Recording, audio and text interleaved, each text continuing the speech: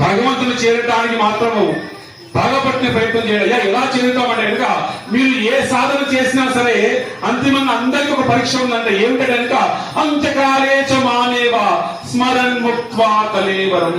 బాగా పెట్టుకోండి భగవద్గీత. ఎవరు అంతిమ కాలం అన్నందు భగవంతుడు చెప్తున్నాడు, శ్రీహరి చెప్తున్నాడు, శ్రీకృష్ణ భగవానుడు చెప్తున్నాడు.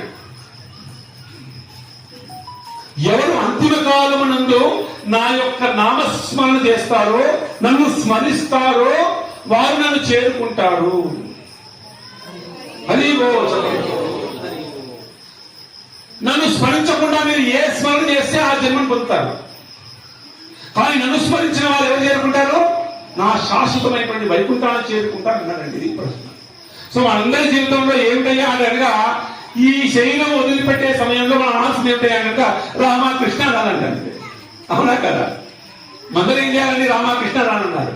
కానీ అంత ఈజీగా మరి అనొచ్చు కదా. ఏ ఊరికే మీరు ఎందుకు వాళ్ళని ఎందుకు ప్రభుజీ లాస్ట్ జన్మ వచ్చినప్పుడు, లాస్ట్ మరణం వచ్చినప్పుడు రామకృష్ణుడు అయిపోతుంది అనుకోవడానికి లేదండి. ఎందుకంటే మన జీవితంలో దేనికోసం అయితే పనిచేస్తామో మనము, మన జీవిత పర్యంతము దేనికోసం పనిచేస్తామో చివరి నిమిషంలో అది గుర్తుకొస్తుందా, రాముడు కృష్ణుడు గుర్తుకొస్తారని చెప్పండి అయ్యా.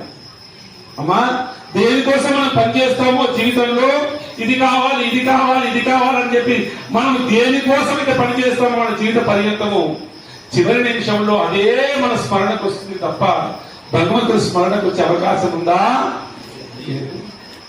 మా ఊళ్ళో ఒక బంధువు 103 ఏళ్ళు బతికింది తల్లి.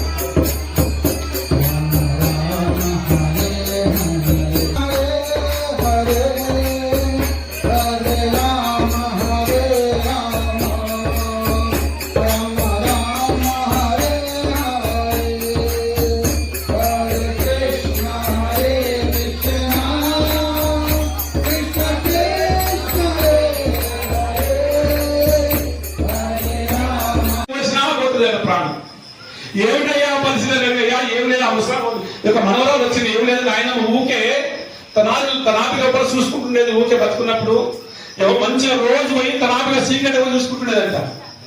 ఏమిటంటే ఎంతపడి చూస్తే చిన్నప్పటి నుంచి దాచుకున్నటువంటి పరిసరం ఉంటారు మనకి. మన ఆయనను దాచుకున్నది చెప్పండి పిల్ల. ఆ మూటను తీసుకొచ్చేసి ఆ ముసలాడు తల కింద పెట్టగానే అమ్మాయి అని అనిపోయింది. అంటే ఏమిటంటే బాగా పట్టుకునే ప్రయత్నం చేయండి.